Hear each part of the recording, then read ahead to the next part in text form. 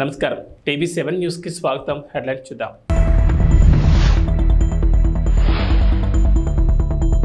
భూమి బద్దలైన ఆగస్టు 15 లోపు రుణమాఫీ, రేవంత్ రెడ్డి.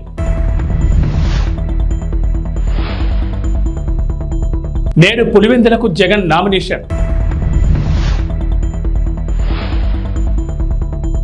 ఏపీ ఇంటెలిజెన్స్ డీజీగా కుమార్ విశ్వజిత్ నియామకం. తెలంగాణ ముఖ్యమంత్రి రేవంత్ రెడ్డి ఆసక్తికర వ్యాఖ్యలు చేశారు. నారాయణపేట జిల్లా మత్తూరులో జరిగిన కాంగ్రెస్ కార్యకర్తల సమావేశంలో సీఎం రేవంత్ రెడ్డి పాల్గొన్నారు.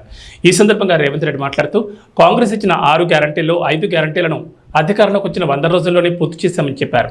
10 ఏళ్ల అధికారంలో ఉన్న కేసీఆర్ ఎన్నికల హామీలను నెరవేర్చలేదని మండిపడ్డారు. కేసీఆర్ చేసిన రుణమాఫీ బ్యాంకుల వడ్డీలకే సరిపోలేదని విమర్శించారు. ఆగస్టు 15 లోపు 2 లక్షల రైతు రుణమాఫీ చేస్తామని సేవాలాల సాక్షిగా తాను మాటిస్తున్నానని చెప్పారు. నిన్న మాట ఇచ్చిన 15 ఆగస్టు లోపల తప్పకుండా 2 లక్షల రూపాయల రైతు రుణమాఫీ చేసే బాధ్యత నాది. సేవలాల్ సాక్షిగా, బావోజీ సాక్షిగా నేను మాట ఇస్తున్నా. 15 ఆగస్టు లోపల నేను మీ రైతు రుణమాఫీ చేస్తాను. హరీష్ రావు అంటున్నాడు నిన్న, చేయకపోతే రాజీనామా చేస్తావా అని. నేను హరీష్ రావుకు సూటిగా కేసీఆర్ సవాలు విసురుతున్నా. 15 ఆగస్టు లోపల రుణమాఫీ నేను చేస్తా.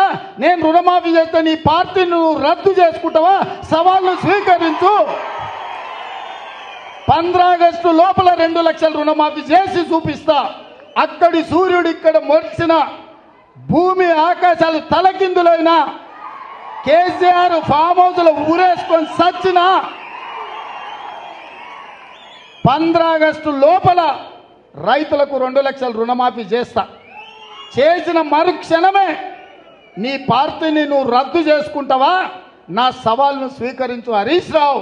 పోయి నీ మామని అడుగు. నేను మాట ఇస్తే ఎట్లుంటానో తెలుస్తుంది. నీ మామకు తెలుసు నీకంటే ఎక్కువ. అందుకే ఇవాళ చెప్తున్నా, ఈ వేదిక మీద నుంచి ఏ రైతు ఆధైర్యపడాల్సిన పని లేదు, ఏ రైతు బాధపడాల్సిన అవసరం లేదు. నేను బ్యాంక్ వాళ్ళకు కూడా చెప్తున్నా, రైతులకు నోటీసులు ఇస్తున్నట్ట DCCB బ్యాంక్ వాళ్ళు. ఎవరు మీరు అట్లాంటి అతిగా వ్యవహరించొద్దు. మిత్తితో సహా, అనా పైసతో సహా మీ పైసల్ని 15 ఆగస్టు లోపల తెలంగాణ ప్రభుత్వం చెల్లిస్తుంది. మీరు రైతులను ఎవరినైనా ఇబ్బంది పెట్టే కార్యక్రమం చేస్తే ఈ ప్రభుత్వం చూస్తూ ఊరుకోదని చెప్పి బ్యాంక్ అధికారులకు, కోఆపరేటివ్ బ్యాంకు అధికారులకు కూడా నేను స్పష్టంగా విన్నవిస్తున్నా. మాది జిమ్మెదారీ రైతుల తరఫున రుణమాఫీకి మీ అప్పు చెల్లించేది. 15 ఆగస్టు లోపల నీకు అప్పు కడతాం. మా రైతుల పాస్ పుస్తకాలు విముక్తి చేసి ఇంటింటికి వాళ్ళ దగ్గరికి పంపించే బాధ్యత మా ప్రభుత్వం తీసుకుంటుంది. తెలంగాణ ప్రజల కోసం, తెలంగాణ రాష్ట్ర ప్రయోజనాల కోసం భారత రాష్ట్ర సమితి ఎంతవరకైనా కొట్లాడుతుందని, ఈ విషయంలో ఎవరితోనూ రాజీ పడబోదని బీఆర్ఎస్ పార్టీ అధ్యక్షుడు, మాజీ ముఖ్యమంత్రి కె చంద్రశేఖర్ ప్రకటించారు. తెలంగాణ ప్రజల చిరకాల వాంఛైన ప్రత్యేక రాష్ట్రాన్ని సాధించి దాన్ని దేశానికి రోల్ మోడల్గా తీర్చిదిద్దిన ఘనత బీఆర్ఎస్ పార్టీకి, బీఆర్ఎస్ పాలనకే దక్కుతుందని అన్నారు. మంగళవారం తెలంగాణ భవన్లో కేసీఆర్ ఆధ్వర్యంలో కృష్ణా బేసిన్ పరిధిలోని మహబూబ్ నగర్, రంగారెడ్డి, ఖమ్మం, నల్గొండ, హైదరాబాద్ ఉమ్మడి జిల్లాలకు చెందిన మాజీ మంత్రులు, ఎమ్మెల్యేలు, ప్రజాప్రతినిధులు, పార్టీ ప్రముఖులతో సమావేశం జరిగింది. జై తెలంగాణ, జై తెలంగాణ. గౌరవనీయులు పెద్దలు భాస్కర్రావు గారు, గౌరవనీయులు మాజీ మంత్రి జగదీశ్వర్ రెడ్డి గారు, గౌరవనీయులు బీఆర్ఎస్ పార్లమెంట్ అభ్యర్థి శ్రీ కృష్ణారెడ్డి గారు, టపాకాయలు వేల్చేది ఆపాలయా? టపాకాయలు వేసుకోవడం మనోడేనా? సరిగ్గా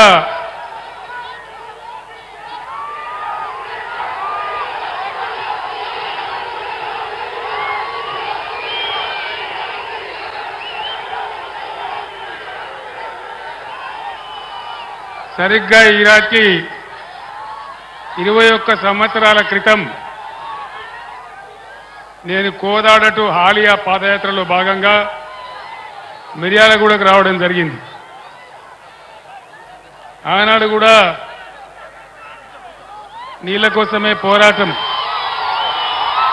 ప్రజల కోసమే పోరాటం. కూర్చోలే ముగ్గురు కూర్చో.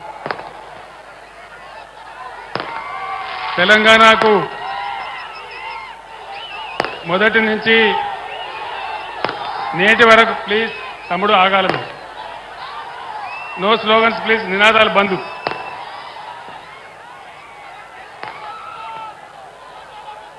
ఆ రోజు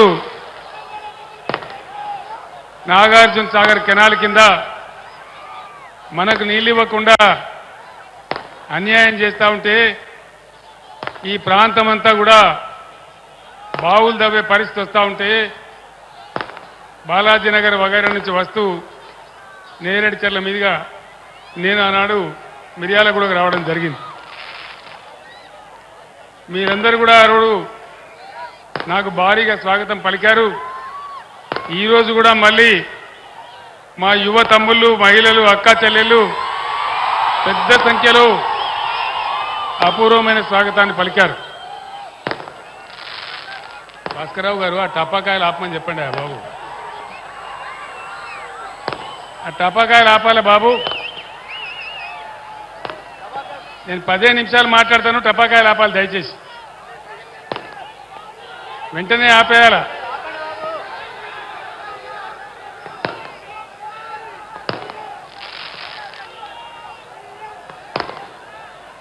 ఈరోజు పార్లమెంట్ ఎన్నికల సందర్భంగా మళ్ళీ మీ దర్శనానికి రావడం జరిగింది. ఏం జరుగుతూ ఉంది ఈ రాష్ట్రంలో? 4-5 నెలల క్రితం ధీమాగా ఉన్న రైతు ఈరోజు దిగాలు పడి చాలా బాధలో ఉన్నాడు. చెప్పేటోళ్ళు లేడా ఎవడు?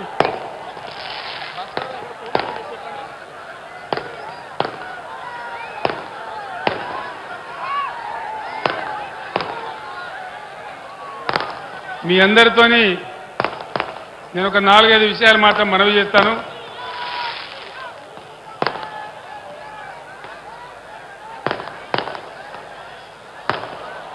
ఆనాడు నేను నీళ్ల కోసం, నిధుల కోసం, కరెంటు కోసం, మన ప్రజల కోసం ఉద్యమిస్తే 15 సంవత్సరాల పోరాటం తర్వాత బ్రహ్మాండంగా మనం తెలంగాణ రాష్ట్రాన్ని సాధించుకున్నాం.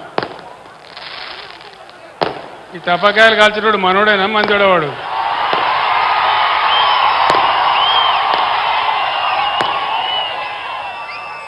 మనోడైతే అట్లా కాల్చాడు, మనోడు కాదా?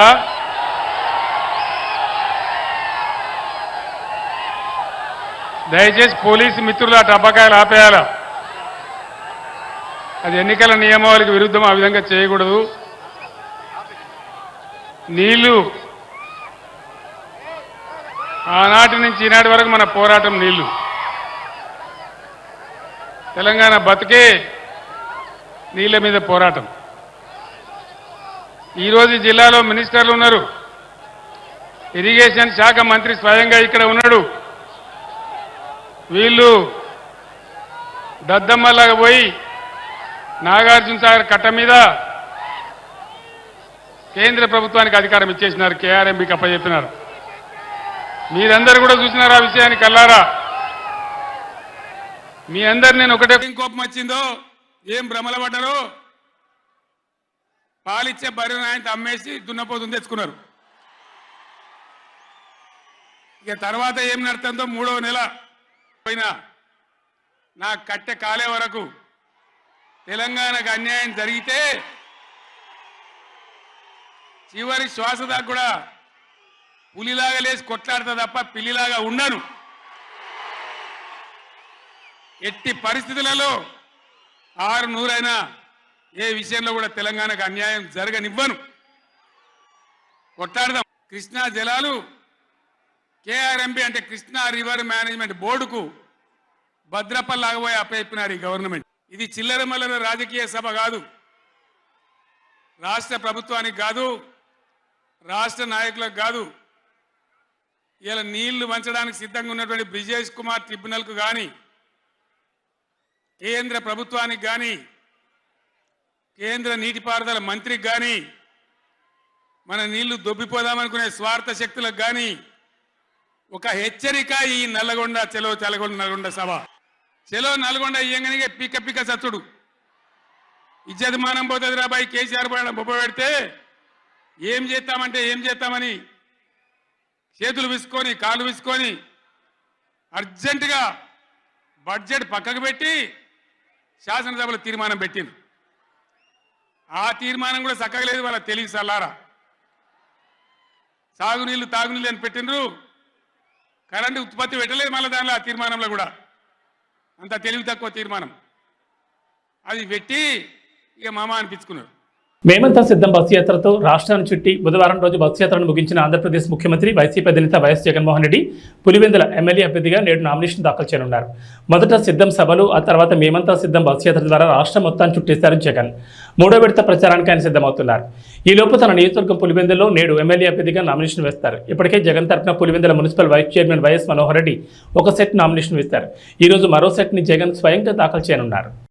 ఈరోజు వైఎస్ జగన్మోహన్ రెడ్డి గారి నామినేషన్ దాఖలు చేస్తాం. ఈరోజు మొదటి సెట్ ఒక సెట్, తర్వాత రెండో సెట్ ఆయన 25th వస్తున్నారు. ఇక్కడికి 25th రెండో సెట్ ఆయన దాఖలు చేస్తారు. ప్రజలు కూడా ఆయన మళ్ళీ రెండోసారి ముఖ్యమంత్రి చేయాలని కోరుకుంటారు చాలా మటుకు. మాకు తెలిసి కూడా 70% వరకు ప్రజలు ఆయన వైపే చూస్తున్నారు. కాబట్టి తప్పకుండా రెండోసారి ముఖ్యమంత్రి అవుతారనే కోరిక మా మనసులో ఉంది. తప్పకుండా రెండోసారి ఎదురు ముఖ్యమంత్రి చేస్తారు కూడా, దాంట్లో ఏం సందేహం కూడా లేదు. 25th ఇక్కడ వస్తూనే పబ్లిక్ మీటింగ్ ఉంటుంది. పబ్లిక్ మీటింగ్ అయిన తర్వాత మధ్యాహ్నం పైన నామినేషన్ వేస్తారు. సార్వత్రిక ఎన్నికల నేపథ్యంలో ఏపీ ఇంటెలిజెన్స్ డీజీగా కుమార్ విశ్వజిత్ను ఎన్నికల కమిషన్ నియమించింది. విజయవాడ సిపిగా పిహెచ్డి రామకృష్ణకు బాధ్యతలు అప్పగించింది. గురువారం ఉదయంలోపు బాధ్యతలు చేపట్టాలని ఉత్తర్వులు జారీ చేసింది. కాగా intelligence DG Seetharamanjaneyulu Vijayawada CP Kranthi రాణాను బదిలీ చేస్తూ ఏపీఈసీ మంగళవారం నిర్ణయం తీసుకుంది. వీరిని తక్షణమే విధుల నుంచి బదిలీ చేస్తూ ఆదేశాలు జారీ చేసింది. ఫోన్ ట్యాపింగ్ కేసులో నిందితుల బెయిల్ పిటిషన్పై నాంపల్లి కోర్టు విచారణ జరిపింది. కేసులో నిందితులుగా ఉన్న రాధాకిషన్రావు, భుజంగరావు, తిరుపతన్న, ప్రణీత్రావు బెయిల్ పిటిషన్లలో పోలీసులు కౌంటర్ దాఖలు చేశారు. కేసు విచారణ జరుగుతుందని, బెయిల్ ఇస్తే నిందితులు సాక్షులను ప్రభావితం చేస్తారని బెయిల్ ఇవ్వద్దంటూ పోలీసులు కోర్టును కోరారు. ఈ క్రమంలో తదుపరి విచారణ ఈ నెల 24కు వాయిదా వేసింది నాంపల్లి కోర్టు.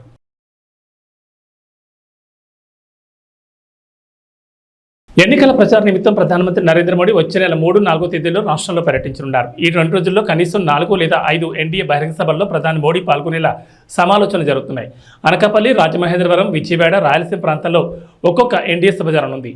తెలుగుదేశం, జనసేన, భాజపా నాయకులు త్వరలో ప్రత్యేకంగా సమావేశమై ప్రధాని పాల్గొనే సభలు, రోడ్ షోలపై రూట్ మ్యాప్ ఖరారు చేస్తారని భాజపా ఉపాధ్యక్షుడు సూర్యనారాయణ దాస్ తెలిపారు.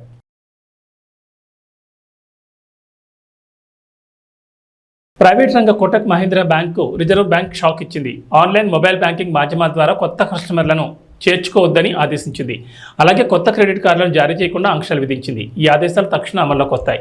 బ్యాంక్ ఐటీ రిస్క్ మేనేజ్మెంట్లో తీవ్రమైన లోపాలు బయటపడడం ఇందుకు కారణమని ఆర్బీఐ పేర్కొంది. అయితే క్రెడిట్ కార్డు కస్టమర్లు సహా ప్రస్తుతం ఉన్న ఖాతాదారులందరికీ బ్యాంక్ యథాప్రకారం సేవలు అందించడానికి కొనసాగించవచ్చని తెలిపింది. మే 4న కోటక్ మహీంద్రా బ్యాంక్ ఆర్థిక ఫలితాలను వెల్లడించనున్న నేపథ్యంలో తాజా పరిణామం ప్రాధాన్యం సంతరించుకుంది. బ్యాంక్ ఎక్స్టర్నల్ ఆడిట్ నిర్వహించి అందులో బయటపడే సమస్యలను, తాము గుర్తించిన లోపాలను పరిష్కరిస్తే ఆంక్షలు సమీక్షిస్తామని ఆర్బీఐ పేర్కొంది. పదే సాంకేతిక అంతరాయాలు తలెత్తున్న కారణంగా 2020 డిసెంబర్లో హెచ్డిఎఫ్సి బ్యాంక్పై కూడా ఆర్బీఐ దాదాపు ఇదే తరహా ఆంక్షలు విధించిన సంగతి తెలిసిందే. గుజరాత్తో చివరి బంతి వరకు ఉత్కంఠభరితంగా సాగిన మ్యాచ్లో ఢిల్లీ క్యాపిటల్స్ విజయం సాధించింది. గుజరాత్ విజయానికి చివరి ఓవర్లో 19 పరుగులు కావాల్సిండగా కేవలం 14 పరుగులు మాత్రమే వచ్చాయి. తొలి 5 బంతుల్లో 13 పరుగులు రాగా చివరి బంతికి 5 పరుగులు అవసరమయ్యాయి. కానీ ఒకే పరుగు రావడంతో గుజరాత్ 4 పరుగుల తేడాతో పరాజయం పాలైంది. రషీద్ ఖాన్ పోరాడిన గుజరాత్కి విజయాన్ని అందించలేకపోయాడు. ఈ మ్యాచ్లో తొలుత బ్యాటింగ్ చేసిన ఢిల్లీ నిర్ణీత 20 ఓవర్లలో 4 వికెట్ల నష్టానికి 224 పరుగులు చేసింది. గుజరాత్ 220 పరుగులకి పరిమితమైంది. ఇంటి స్థలం ఆశ చూపి మా కాలనీ వాసులకు వైసీపీ కండువాలు వేశారని, కానీ ఆ యువకులు టీడీపీ సొంత గూటికి చేరారన్నారు. వైసీపీ నాయకులు దిగజారుడు రాజకీయాలు చేయడం మానుకోవాలని కర్నూలు పార్లమెంట్ టీడీపీ ఉపాధ్యక్షులు ముత్తిరెడ్డి, పల్లెపాటి రామిరెడ్డి అన్నారు.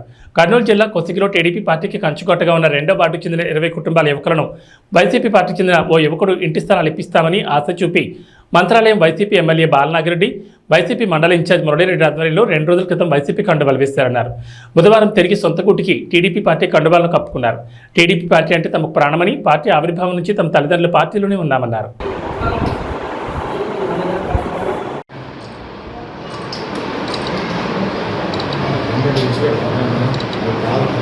20 20 సంవత్సరాల నుంచి ఒక తెలుగుదేశం పార్టీ కొనగనగిరి అని అండగా ఒకే పార్టీగా కొనసాగింది.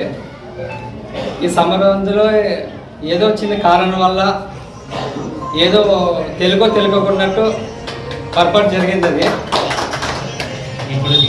ఇప్పటి నుంచి అలా జరుపుకున్నట్ల మా కొనగనగిరి అనేది ఒక ఐకమత్యంగా, ఒక నిజాయితీగా, ఒక అండగా ఉండాలని పక్కకి వెళ్తే పోమని ఈసారి మీ అందరికీ పార్టీ తరపు నుంచి మన బీసీకి రాఘవేంద్ర రెడ్డి కానీ మన బీసీ వాల్మీకి వచ్చిందనుకో మన దగ్గరుండి ఈరోజు మంత్రాలయం నుండి ఒక తెలుగుదేశం జెండా ఎగిరేయాలని ఈరోజు మా పెద్దలందరూ కలిసి ఈ నిర్వహించడం జరిగింది. తెలుగుదేశం పార్టీకి మేము ఎప్పటికీ అండగా ఉంటాము. జై తెలుగుదేశం, జై చంద్రబాబు.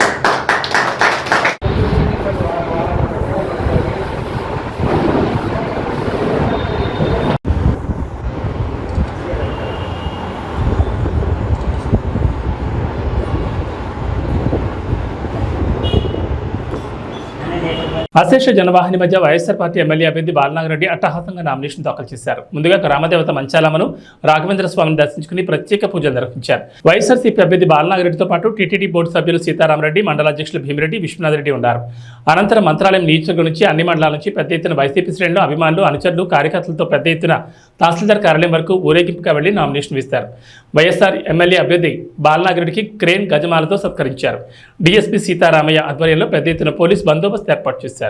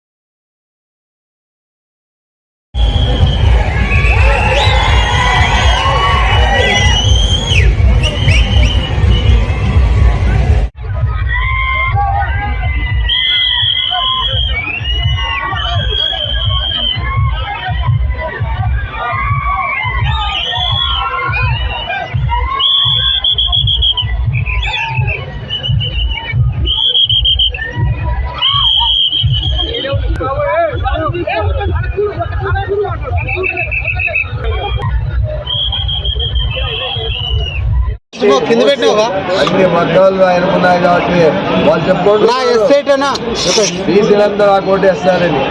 మీరు ఏమన్నా సాయం చేశాడో బీసీలకు అని చెప్తున్నాను. బీసీలకు కాదు ఆయన సాయం చేసింది ఆయన సొంత. రెడ్డి గారు వైఎస్ఆర్ కాంగ్రెస్ పార్టీ తరఫున ఎమ్మెల్యే అభ్యర్థిగా నామినేషన్ చేశారు. ఆ నామినేషన్ కార్యక్రమానికి అఖండ జనం 4 మండలాల నుంచి వైఎస్ఆర్ కాంగ్రెస్ పార్టీ అభిమానులు, నాయకులు, ఎంపీటీసీలు, సర్పంచులు, రైతు సోదరులు, రాంపురం రెడ్డి సోదరులు అభిమానులు అందరూ వచ్చి బ్రహ్మరథం పట్టారు నామినేషన్ వేసే సమయానికి. అది ఏంటంటే వైఎస్ఆర్ కాంగ్రెస్ పార్టీ జగన్మోహన్ రెడ్డి చేసిన సంక్షేమ పథకాలైతేమి, మన రాంపురం రెడ్డి సోదరులు స్వయాల ప్రతి ఒక్క ఫ్యామిలీకి మండలంలో 4 మండలం అంటే ఏమనేది జనజాతరలోనే తెలిసిపోయింది. ఏమైంది మనమంతా ప్రతి గ్రామాల్లో వార్డుల్లో ప్రతి ఒక్క బూత్కి వెళ్ళి ఓటింగ్ శాతం పెంచి మన శాసనసభ్యులను భారీ మెజారిటీలో గెలిపించుకోవాలా.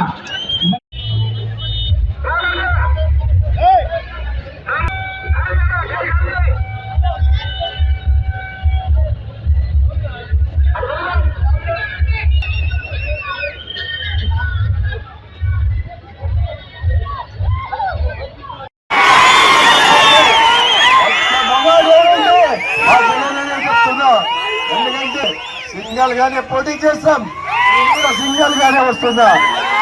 చెత్త కట్టుకొని రావాల్సిన అవసరం లేదు, కూటమితో చెత్త చేసుకోవాల్సిన అవసరం లేదు మాకు. ఎందుకయ్యా నా జనం నా అనుకున్నంత వరకు ఇంకోరి మీద ఆధారపడాల్సిన అవసరమే ఉంది. ఆయనకు 40 ఏళ్ళ ఇండస్ట్రీ, 14 ఏళ్ళ ముఖ్యమంత్రి. సిద్ధేశ్వరం ఏమన్నా ఉందా అని అడుగుతున్నా, ఎక్కడా లేదు. నిజంగా మొగాడంటే జగన్మోహన్ రెడ్డి అని చెప్తున్నా. ఒకసారి పులి బయటికి బోర్లో నుంచి పులి బయటకు వచ్చింది అప్పట్లో. అప్పుడు మనము ప్రతిపక్షంలో కూర్చున్నా కూడా మనం భయపడలేదు. పాదయాత్ర చేశాడు మన పులి. అలాంటి పులి నాకు నా సోదరు లాంటి నా పులి. నేను కూడా మా సోదరుల కుటుంబ సభ్యులు మీరు అందరూ ఉన్నంత వరకు నేను కూడా పులి అని చెప్తున్నా. మీరందరూ ఒకటే ఆలోచన చేయాలి. మంచి వ్యక్తులకు ఓటేస్తే 15 సంవత్సరాలు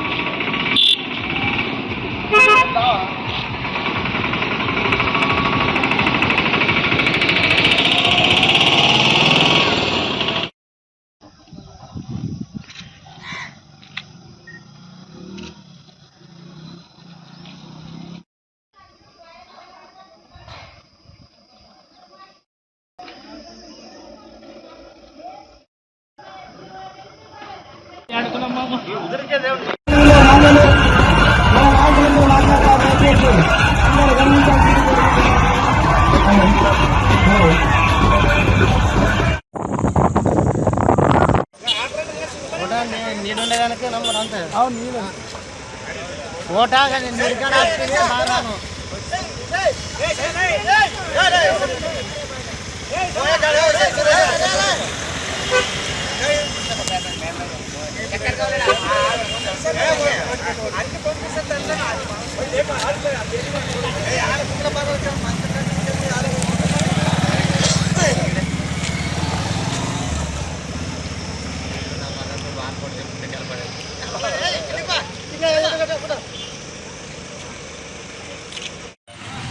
ఎమ్మిగనూరు నియోజకవర్గ ఉమ్మడి తెలుగుదేశం పార్టీ అభ్యర్థి డాక్టర్ బీవీ జె నాగేశ్వరరెడ్డి మిత్రపక్షాలైన ఎన్డీఏ కూటమి అభ్యర్థులతో కలిసి స్థానిక ఎమ్మిగనూరులో పట్టణంలోని తన స్వగృహంలో ఆత్మీయ సమావేశం నిర్వహించారు. ఈ సందర్భంగా మాట్లాడుతూ జగన్ రెడ్డి వదిలింది మెగా డిఎస్సీ కాదు దగా డిఎస్సీ అని మండిపడ్డారు.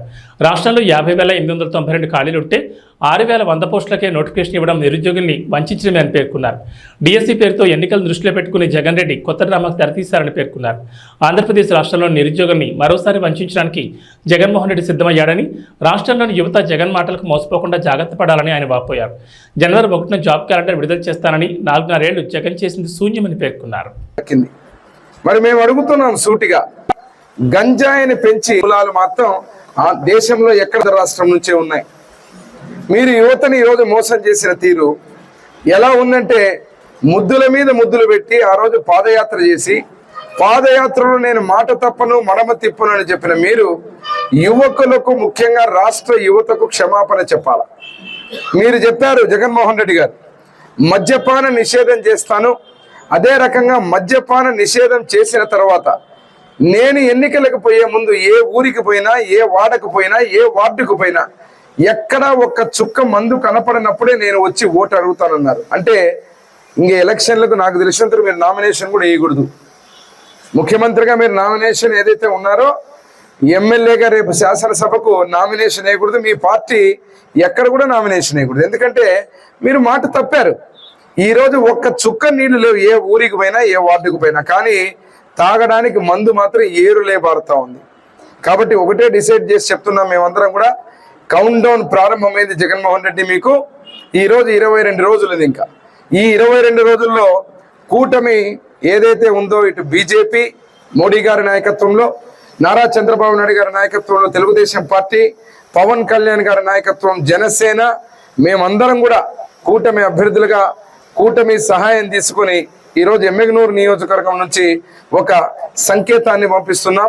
ప్రతి ఒక్కరం కూడా సమిష్టిగా పనిచేసి యువతని మోసం చేసిన ఈరోజు అంశం ఏమంటే ముఖ్యంగా మెగా డిఎస్సి మీద మాట్లాడడానికి మేమందరం కూర్చున్నాం.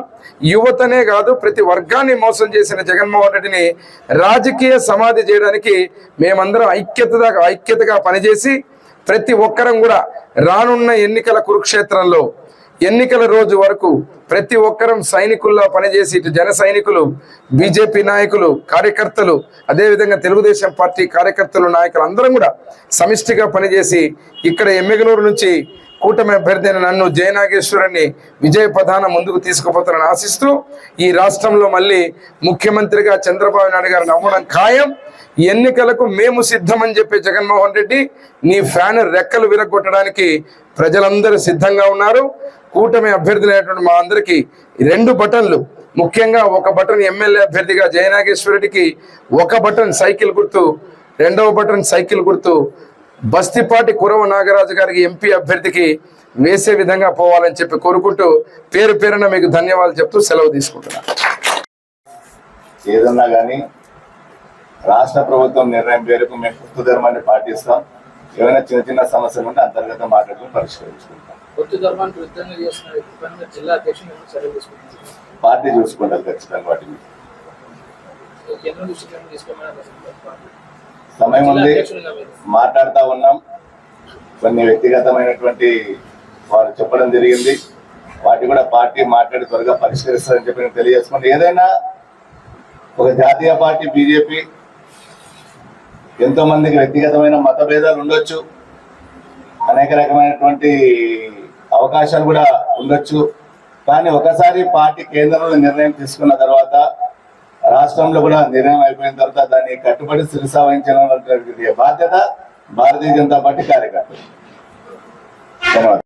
జనసేన పార్టీ అధినేత అయినటువంటి పవన్ కళ్యాణ్ గారికి ప్రత్యేక ధన్యవాదాలు తెలియజేసుకుంటున్నాం. వారి కూటమి ఏర్పడడానికి శాయశక్తుల ప్రయత్నం చేయడం జరిగింది. ఎందుకంటే ఈ యొక్క రాష్ట్ర అభివృద్ధి కోసం, రాష్ట్రాన్ని పురోగతిలో తీసుకుపోవడం కోసం అనేక రకాలుగా పాదయాత్ర చేస్తున్నప్పుడు జగన్మోహన్ రెడ్డి గారు అనేక వాగ్దానాలు చేశారు. ఆ వాగ్దానాలు అనేకం కూడా నెరవేర్చినటువంటి పరిస్థితి. ఇంతకుముందు చెప్పినట్టు పెద్దలు ముఖ్యంగా మద్యం, తర్వాత ఇసుక సరళీకృతం చేస్తామన్నారు. తర్వాత ఉద్యోగులకు ప్రతి సంవత్సరం కూడా ఉద్యోగం యొక్క రిలీజ్ చేస్తామని చెప్పారు. ఇంతవరకు కూడా ఎటువంటి కూడా జరిగినటువంటి పరిస్థితి. కాబట్టి మనందరం కూడా ఆలోచించాలి. ఈరోజు రాష్ట్రాన్ని అభివృద్ధి పథంలో తీసుకుపోవాలంటే కేంద్రంలో నరేంద్ర మోడీ గారు ఏ విధంగా అయితే పరిపాలిస్తున్నారో, సబ్కా సాత్, సబ్కా వికాస్, సబ్కా విశ్వాస్ అనే లక్ష్యంతో వారి దేశాన్ని అభివృద్ధి పథంలో నడుపుతున్నటువంటి సందర్భాన్ని చూసాం. ఆయన అభివృద్ధి నచ్చే తిరిగి ఇంతకుముందు ఎన్డీఏలో ఉన్నటువంటి టీడీపీ గవర్నమెంట్ టీడీపీ వారు మళ్ళా రావడం జరిగింది. మరియు దానికి విశేష కృషి చేసినటువంటి పవన్ కళ్యాణ్ గారు కూడా ముగ్గురు కలిసి ఈ రాష్ట్రాన్ని అభివృద్ధి పథంలో తీసుకుపోయే విధంగా ఈ యొక్క కూటమి ఏర్పడినటువంటి సందర్భం. అంతేకాదు మన ఆంధ్రప్రదేశ్ కూడా ఒక విజన్ ఉన్నటువంటి నాయకుడు చంద్రమోహన్ గారు, వారు ఖచ్చితంగా సీఎం అయితే అభివృద్ధి పథంలో వెళ్తుందని చెప్పి రాష్ట్ర ప్రజలు కూడా భావిస్తున్నటువంటి సందర్భం. ఇది డబుల్ ఇంజన్ సర్కార్ కావాలి. కేంద్రంలో కూడా రాష్ట్రంలో కూడా ఒకే ఒక ప్రభుత్వం ఉన్నట్లయితే ఖచ్చితంగా ఈ యొక్క రాష్ట్రం ఖచ్చితంగా అభివృద్ధి చెందుతుందని, ముఖ్యంగా పశ్చిమ ప్రాంతంలో ఉన్నటువంటి మనము అనేక సాగునీరు, తాగునీటి కష్టాలని మనం ఎదురు చూస్తా ఉన్నాం.